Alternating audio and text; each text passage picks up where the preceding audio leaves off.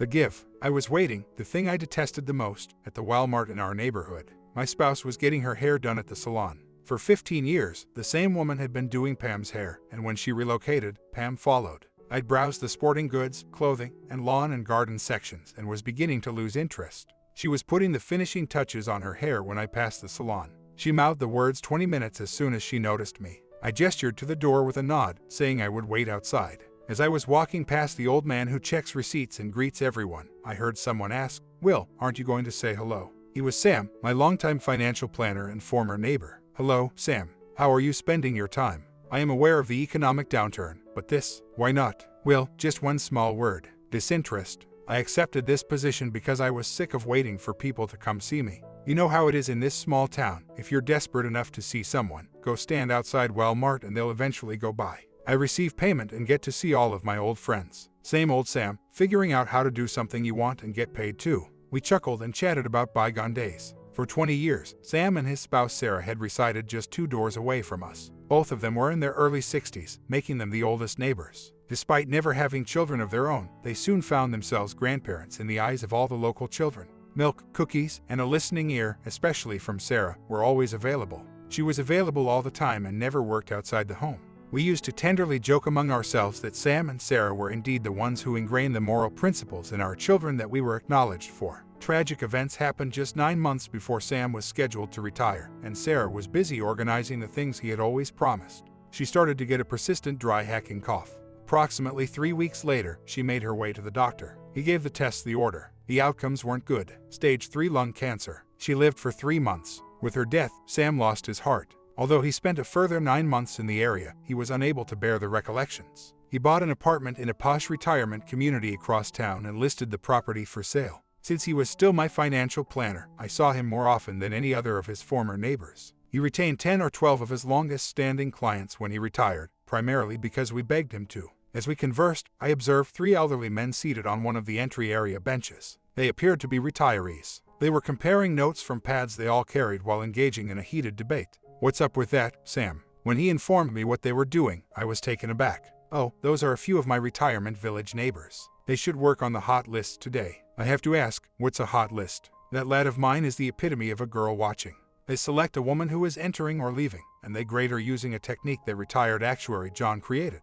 In actuality, it's really intricate. Sounds like they need a hobby. This is their pastime, Will. There are worse ways to pass an afternoon than staring at gorgeous women, really. I suddenly had a flash of inspiration. "Sam, how would you and your friends like to have lunch on me? I understand, Will, that there isn't a free lunch. What would be required of us?" "Just what they're doing at the moment. Pam ought to arrive here at any moment. She should be rated, and I want to see the outcome." "Will, I'm not sure. They probably don't want anyone to be aware of what they are doing." "Slow down. I promise not to disclose them to anyone. I won't divulge the information to anyone, I'm just curious. I'll make the inquiry. However, a free meal ought to be helpful. Any place we'd like to dine. Anywhere that makes sense. Just give me a ring to arrange." With a nod, he gestured for the guys to approach. When I left, they were having a heated debate. It took me 2 weeks to hear from Sam. Telling me he received my results, he called and asked if I was interested. I asked him to identify the location and time. His friends had talked about this in advance, and I was told to show up at Hooters by a certain Saturday. I was warned not to be late or else I would also be responsible for the bar tab.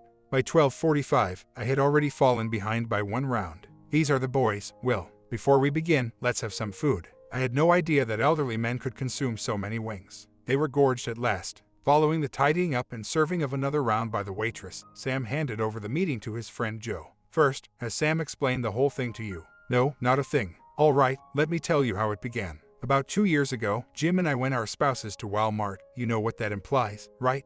We withdrew to the benches after a heated 45-minute debate over whether mauve or puce towels would go best with the bathroom's decor. After we had been there for around 5 minutes, a woman entered, and Jim remarked on her lovely rack. I shot back, saying that while it was stunning, her somewhat flat bottom took away from the whole impression. I gestured to a young woman who had a flat breast but an almost flawless bottom.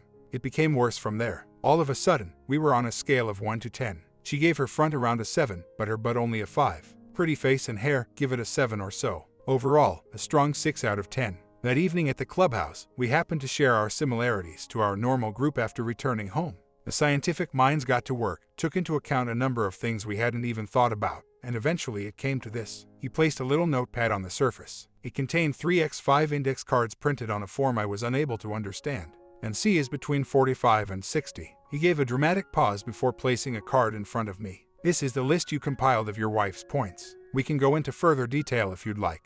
I gave a nod of agreement. Let me get the one we all really missed first. We all categorized her age as being between 30 and 45. 3 of us guessed 39, 143, and 141. We were shocked to find that she is 52. She received an overall score of 8.5, but after we determined her age, we moved her to the appropriate age section. They gave me a smile. In summary, your spouse is incredibly attractive and likely the best-looking person in her age group that we have ever seen. Her face is really attractive, her hair was excellent, and her proportions were nearly ideal. But her presence was what ultimately elevated her to such a high position. A few females project. They behave or dress in ways to attract notice. Some women are presences. They draw attention just by being themselves. Among those is your spouse. She is a precious gem, so cherish her. Overcome with intense emotion, I nodded. After gathering myself, I swore to protect the secret, thanked them for their time, and walked out. With a smile on his face and the index card in his pocket, Will returned home from the restaurant. It was only when he peered out the patio door that he noticed Pam. She was playing with her upside-down tomato plant outside on the deck. Tossing a tomato plant into a bucket with a hole punched in it and hanging it from a post seemed absurd to Will. Anything grows toward the sun, not away from it, as any gardener will tell you. The poor plant becomes leggy, growing upward and around the bucket's edge until it bears fruit, at which point gravity takes over and pushes it away from the light and downward. He was amazed that someone became wealthy from this. However, it made Pam happy, and as with anything that made her happy, he didn't mind. Dressed in cargo shorts and a tank top, she looked just as stunning as when they first met more than 31 years ago. Although she would turn 52 in a few weeks, she appeared to be in her late 30s from a distance and could easily pass for someone in her mid-40s up close. He was filled with happiness as he recalled. After leaving the Marines, he spent 6 years working for massive industries. He had the honor of taking part in the Grenada incursion, one of the least significant military operations in American history. Being one of the few people to really be shot during that battle made him stand out. He received a Purple Heart and a Bronze Star out of it, but it hurt like hell and left an ugly scar on his leg. He never spoke to anyone about that period of his life. It was only after they'd been married for 10 years that Pam learned about the medals, as the VFW asked him and a few other Purple Heart recipients to serve as marshals in the Veterans Day Parade that year. He informed her that it was the past and that he didn't give it any thought. He didn't think his service was comparable to that of other veterans. In actuality, after attending night classes, he advanced into junior management. One of his duties as the less experienced member of the management team was to walk the paperwork from the previous day's work from the factory to the main office across the street. This was prior to computers becoming widely used. They were large, unsightly machines in the office that most workers at the facility didn't trust. On Monday, he observed that Jenny was not at her desk and that the office manager was showing a new female around. He was waved over by the manager. "This is Pam, Will. She is filling in for Jenny when she gives birth. Please assist her if she needs it." He fell in love at first sight. Despite only being 5'5" tall, her slim figure gave the impression of being taller. Ash brown hair, medium length, excessively teased in the vogue of the day. Her eyes stood out the most. They were big and intense, nearly black, as though she was staring right through you. "No issue at all, Esther. Pam, how are you today?" Her grin was pleasant, nervous, perplexed, and eager to perform well. "If it's okay with you, I'll probably rely on you a lot at first. Okay, give us a call without delay. The top of your filing cabinet has a phone directory. Alternatively, use the page number if I'm not in. I'll get back to you right away, and you can hear it throughout the factory." After assisting her with the fundamentals for roughly 20 minutes, he reluctantly left. All day, she was on his mind occasionally. In his view, the yardstick had shattered, even though she was actually only 3/16 of the way to being lovely. He had never been more drawn to a lady in his 28 years of life, and he was certain that he had no chance at all given his appearance, her attractiveness, and the 6-year age gap. He made it a routine to give the paperwork just before to her morning break, and soon they were sharing coffee. He began stopping at the brake truck on his way over when he learned that she thought the office coffee was too weak. A veteran naval mess steward oversaw it, and it was a running joke that maintenance used it to remove paint off machinery. She did, however, enjoy it, and he bought her a pastry or candy bar to go with the coffee when he discovered she had a sweet tooth. They conversed. He'd never married, she learned, since he'd never found the one. He discovered she had gotten married at a much too young age, 18. Because they were both too immature, when life stresses got in the way, she became needy and he started to abuse her mentally and cheat. It was a terrible parting. When she started working at Massive, she had been divorced for 13 months and had only gone on 2 dates because she was too frightened to enjoy them. When he returned on Monday, 11 weeks had passed, and Jenny was back at her desk. His expression made her laugh. "Will, don't worry. Your darling honey has moved to accounts receivable. She hasn't disappeared. For 3 years, you haven't brought me coffee, and I'm envious. But then again, I'm not a hot-bodied 22-year-old anymore. I'm 32 and a mother of 4. Do you want to view my baby photos?" Despite his misery, he made appropriate sounds of approval. He resumed his morning routine of delivering paperwork and spending his break at his office. Jenny would tease him and tell him his cute little girlfriend was waiting for her coffee, which didn't assist him at all. "Something a little sweet would be perfect for her," she would remark with a smirk. Then, 2 weeks later, as he was making his way to his office, he noticed Pam holding 2 cups of coffee at the entrance. "I decided to come by and see why you wouldn't spend your break with me anymore," she remarked, giving him a stern look. "With the exception of the chair behind my desk, my workplace was more akin to a cubbyhole. Where can I set these?" I took a chair from the adjacent office and sat down next to her, placing the coffees on the desk, because I didn't want anything to stand in our way. She made her argument really clearly. "What made you quit taking breaks from me? Did I cause you any offense? Or are you simply against me?" He paused, considering what to say. "I really do like you a lot. However, since that you are not handling the paperwork, I had no reason to hang out with you. Our discussions during our breaks were the highlight of my day, and I miss them so much. Additionally, I am aware that your new town has a good number of girls your age. I figured you would like conversing with them more." He believed that was a really good phrasing. He was mistaken, and she informed him of it. For the first time, he saw a hint of the rage he would soon come to know all too well. "Well, not 60 years, but 6 years separates our ages. And why are you unable to spend your breaks with me without any kind of justification? Just so you know, that's not very helpful for a girl's ego." She took a moment to inhale and stared at him with those intense eyes. "I've never chased a man in my life, and I'm not going to start now, just so you know. On the other hand, I might agree to go to dinner and the latest Spielberg film on a Friday night. Now, it's all up to you." She smiled slightly as she reclined. It just didn't get any clearer, and to Will's credit, he wasn't an idiot. "Pam, I've been dying to see the new movie that's showing uptown. Plus there's this amazing small Italian restaurant nearby that serves homemade pizza. Do you want to go?" She stood up, a tiny smile on her face. "I'll need to give it some thought. What if I respond to you tomorrow during first break while you've gotten our coffee? Oh, and if they have those cheese Danish things, try to bring one. I'll see you then, my love." As she was leaving, she gave him a quick peck on the cheek. By coincidence, it was noticed by another supervisor who happened to pass by. All day, his cheek felt warm, but that might have been from all the teasing he received about his attractive new girlfriend.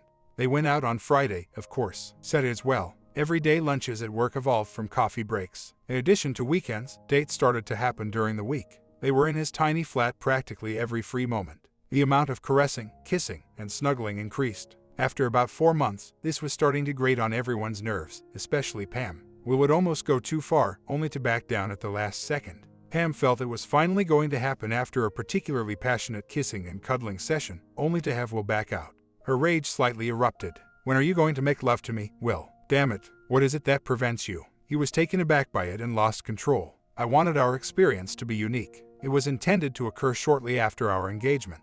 Before he knew it, he was speaking things he shouldn't have. He nearly missed her whispered words as she sat up on the couch. "You want to marry me?" His granddad would always remark, "In for a dime, in for a dollar. It's time to make a commitment." More than anything else in the world. Her eyes were enormous. "When were you going to ask me?" "After roughly 3 months. I held back till then because I wanted you to know how much I loved you." "Where and how were you going to ask me?" "We spend most of our time alone together, therefore this is where I was going to do it.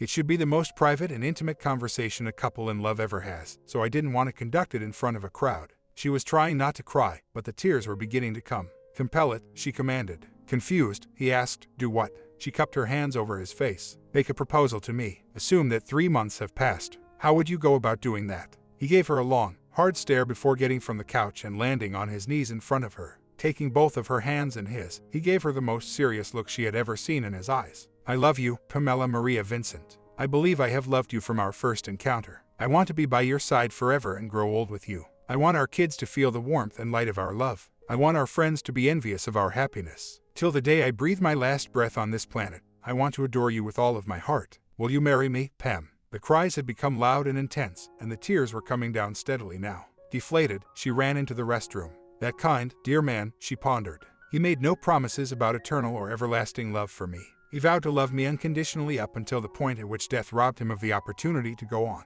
How could a woman ask for more?" Gathering herself, she returned to the living room. He was surprisingly still kneeling in front of the couch. She had a slight panic. Perhaps he believed she was turning him down. She dropped to her knees and caressed his neck. "Show me." She was speaking in a near whisper. He stirred slightly. "What?" She turned and faced him. "Assume that 3 months have passed. Just now, I let forth an exclamation of yes. Prove to me that you would adore me." Leaning back, she covered her head with her top. Please, my future husband, future life mate, future father of our babies, please, show me how you would love me. She cupped her hands over his face. The kisses started out gentle and passionate but soon got intense. He couldn't imagine she could look any more stunning unclothed than she did. Even though he was harsh and demanding, he worshipped her body. She touched every area of his body that she could reach in return. Decades would pass, but nothing would ever be able to top this moment. For the first time ever. On the day of his proposal, 3 months later, after 6 months, they tied the knot. Will benefited from his parents' sound financial guidance, while Pam gained this skill from her previous marriage's financial missteps. They purchased a lovely home in a nice area 2 years later. Their first child, a girl, was born a year later. Their son arrived 23 months after that. Their lives were happy. They disagreed on little matters, but they never harbored resentment. They were both supported by the same version of the future. They were gregarious individuals who made many of the neighbors' lifelong friends very fast. They interacted with one another, hosting the occasional barbecue and going to a lot more. Pam first saw the hidden fury of Will during a BBQ at their friends Sam and Sarah's house. The celebration lasted into the night, beginning before dusk. It was an invitation to a new set of neighbors. Neither one seems to belong. Tony was gregarious and thought of himself as a gift to women. Lisa made it known that she was observing all the spouses because, like every other woman in the town, she was envious and had an acid tongue. Pam was the most attractive woman present, so Tony moved in on her. He continued to boast about his amassed fortune, his success in sports, and, inadvertently, his physical strength.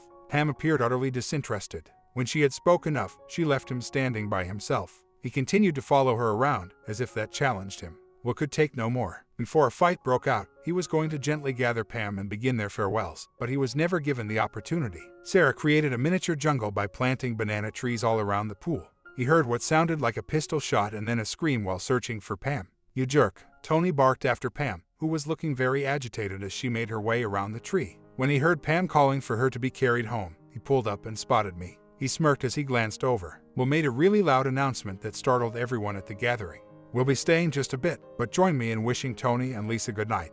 I'm not yet ready to give up partying," Tony stated angrily. "You are, according to the handprint on your cheek. Since she's my wife, consider your words carefully." The abrupt realization that Tony had an early tea time came from the tone of his voice and the expression in his eyes. He bid the hostess farewell and hurried off. Sam walked over to stand next to Will. "Thanks." Will took a quick peek. "Thanks for what?" "For controlling your rage. Until today, I had never really witnessed the phrase murder in his eyes in action. I don't believe I want Tony to return to my home." "Good concept. Maybe next time it will be a different spouse or a drunken wife who falls for his lines. It would then turn ugly. This has been a fascinating evening. I believe I'll take my amazing wife for a walk home and spend some time cuddling before turning in for the night." Pam thanked him as they walked home. "For what?" "For protecting my dignity. I think the handprint on his face meant I didn't need to defend you. I intended for later. Had you not raised your voice, things might have become ugly. You terrified him into returning home even though you didn't raise your hand or your voice." The remainder of the journey home, she kept his hand. The years went by swiftly. The children grew up, left for college, and eventually started their own lives. Both are married. The boy moves halfway across town, and the girl moves halfway across the nation with her spouse. They advanced in their professions. She oversaw the accounts receivables department, and he was promoted to plant manager. Up until this point, life had been pleasant. After getting over my journey down memory lane, I went outside to the patio and sat down to observe my wife fiddling with her plant. "What are you looking at?" she asked as she gave me a glance. "My beautiful wife, who I love beyond words." "Good answer." She sat next to me after wiping her hands. "How did your meeting with Sam go?" She believed that Sam and I had met to discuss our investments. "Okay, so we're not quite broke. How was your morning?" She let out a sigh. "Jimmy called. Our son was named Jimmy. When the economy collapsed, his employer offered him a choice. Take a layoff or relocate 2 states away. He looked around, but nothing seemed to be there. Since we had spoken on Friday, there must be a problem if he was phoning today. Everything all right?" She let out another sigh. "We will once more be grandparents. They believe it to be a female." This was a positive development. They already had a 3-year-old boy. Our lone grandchild was him. Pam took it hard when they relocated. She had been so close to our daughter-in-law Susan that she was the only one permitted in the delivery room when Jimmy Jr. was born.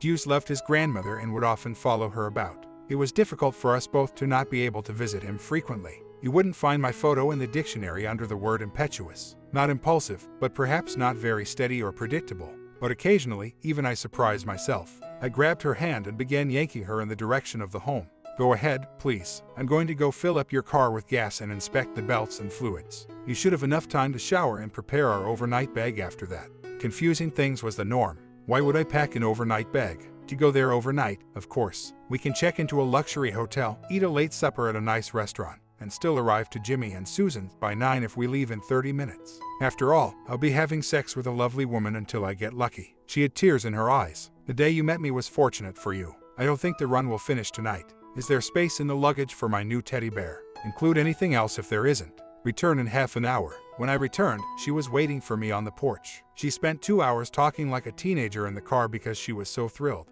Before we left the state, she made reservations and checked us in using her brand new phone. The child was quite tech savvy. She went so far as to order our room a bottle of wine. Her brand new teddy was breathtaking, and I was really fortunate.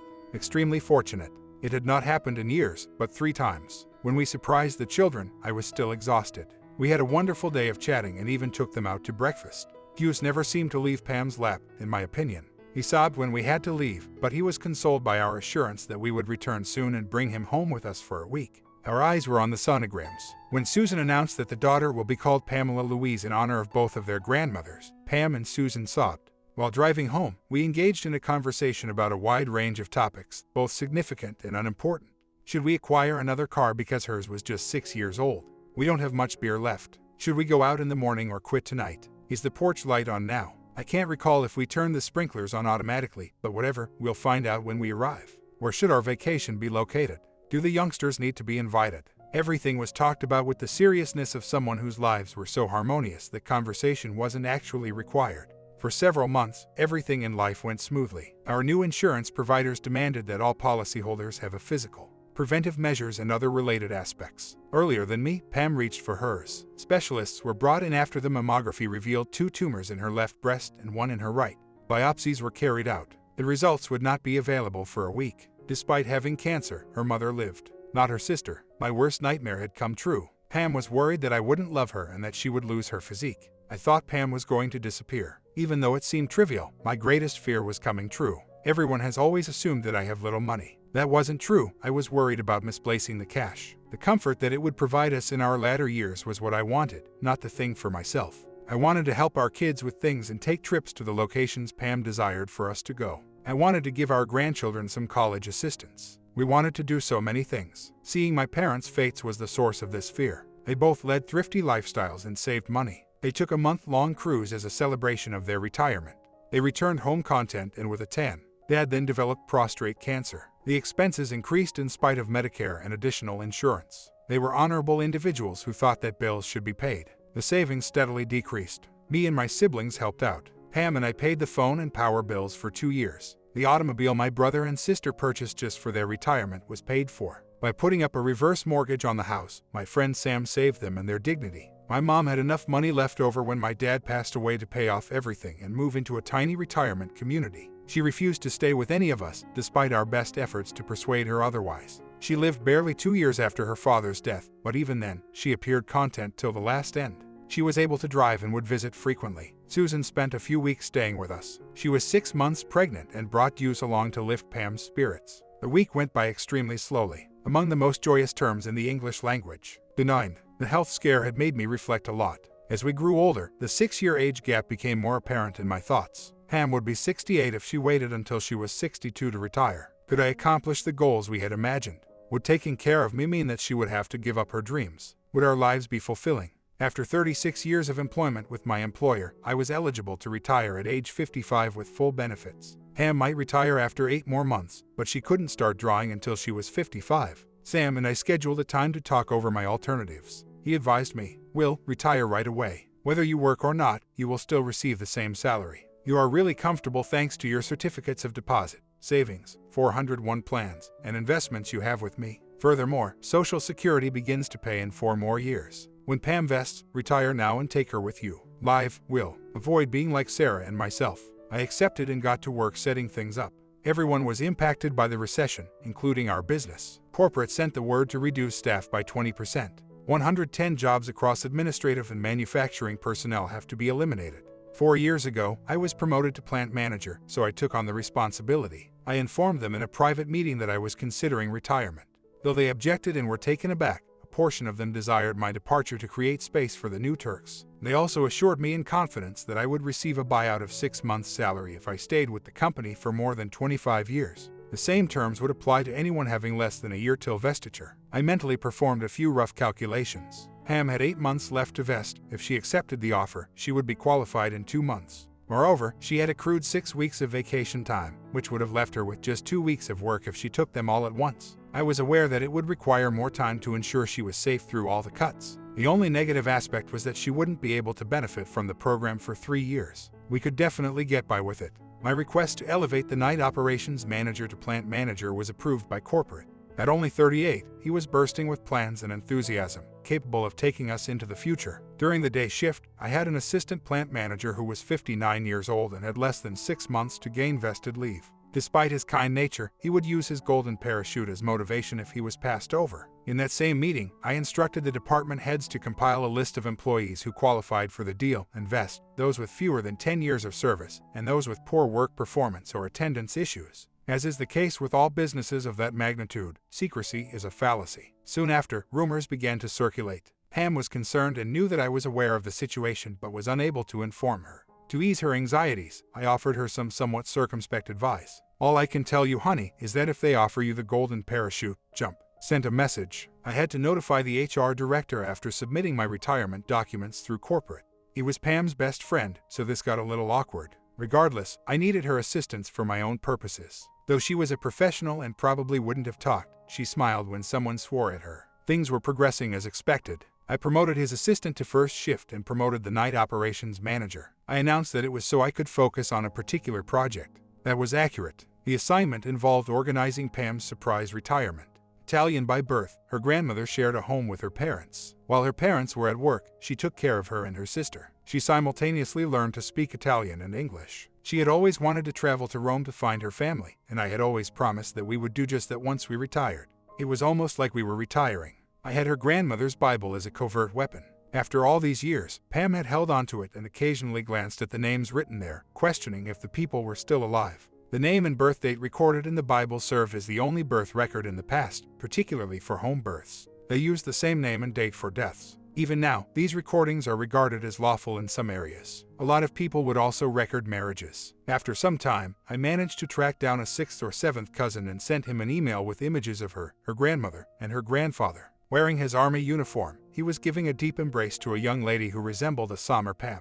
Finding more relatives, 27 in Rome alone, and more in the countryside than he could have ever imagined made Guido delighted. It was finally layoff day. The workers had been notified, in part to gather offers for an early retirement, and, in part, to brace them for the worst. I took her car to the shop so it could be serviced, and we drove to work together in my truck. It was to be picked up by us after work. She was thoughtful. We had come to the conclusion that she should retire. She was afraid of being uninterested and unproductive. I attempted to calm her worries. See, honey, you can look for another job if you get bored. I can think of just one thing to keep you occupied right now. Susan will require companionship in the delivery room. Her due date was in 24 days. Pam had previously scheduled her visits for the week prior and the week following. I intended to take a vacation and arrive by the deadline. It was our final time pulling into the parking lot. This location had been a part of our lives for 30 years, and her eyes were full of life. Smile, my dear. You will occasionally run into them all. She was aware that it wasn't true. There was a definitive quality about being fired. Even though you all promise to keep in touch, it never seems like you have the time to stop by or even give a call.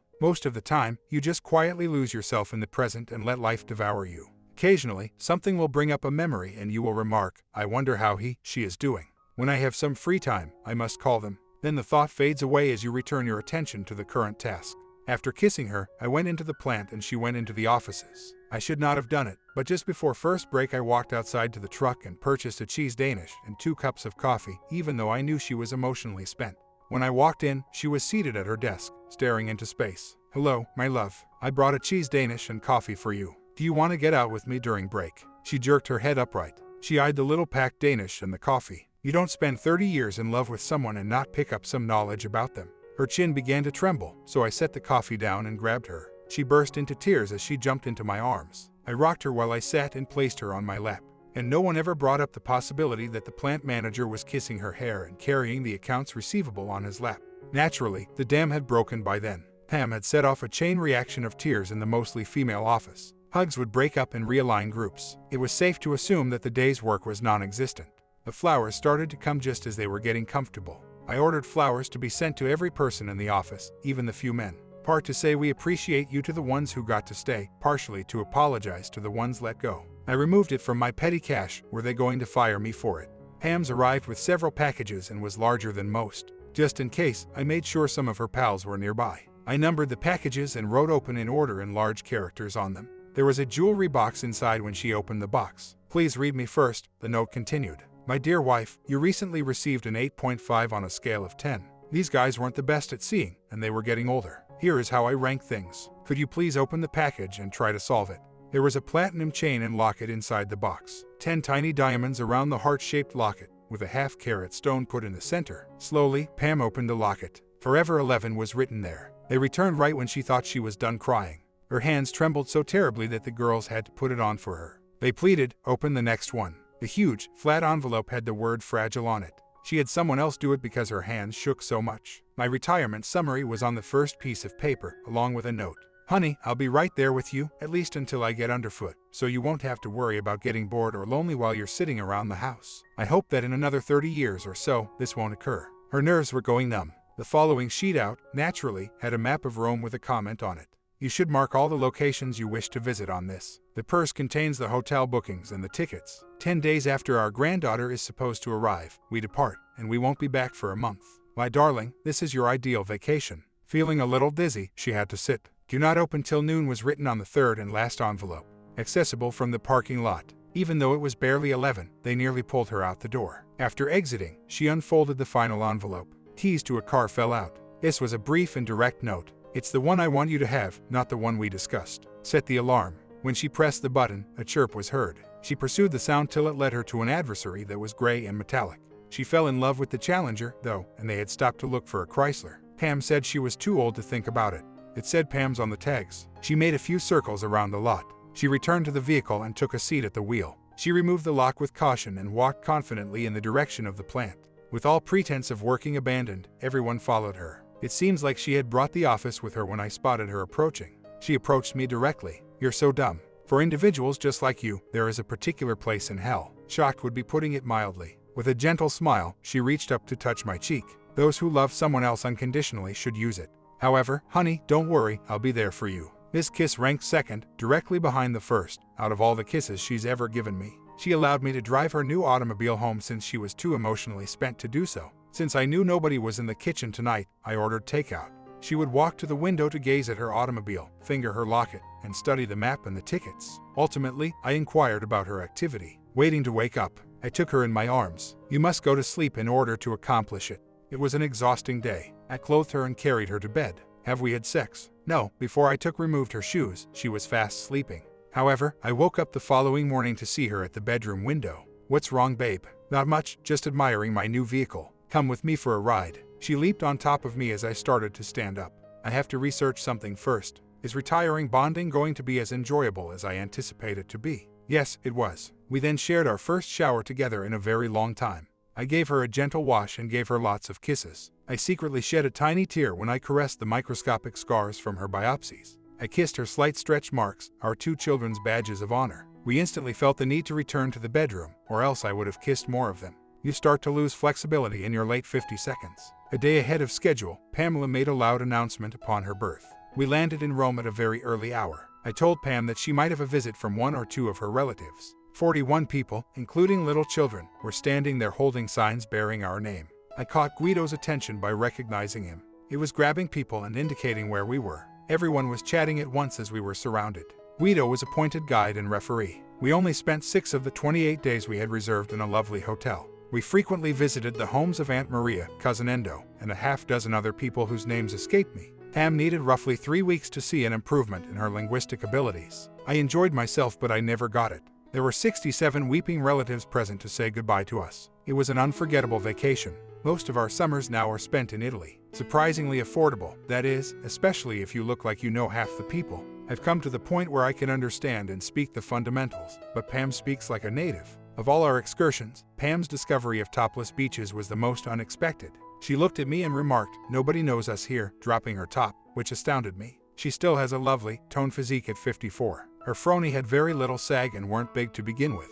She continues to draw attention and was even approached. She said something that made them take off. She no longer even packs tops for our beach trips. There's a photo of Pam at home wearing a light green sundress. The same black and white photo of her grandmother is inset in the corner. Beneath is an index card, 3x5, that is framed and covered in writing. Pam is still unsure of the precise nature of it. I explained to her that it is the chemical makeup of love. My comment: how refreshing to read a love story about two people in love from beginning till later in life.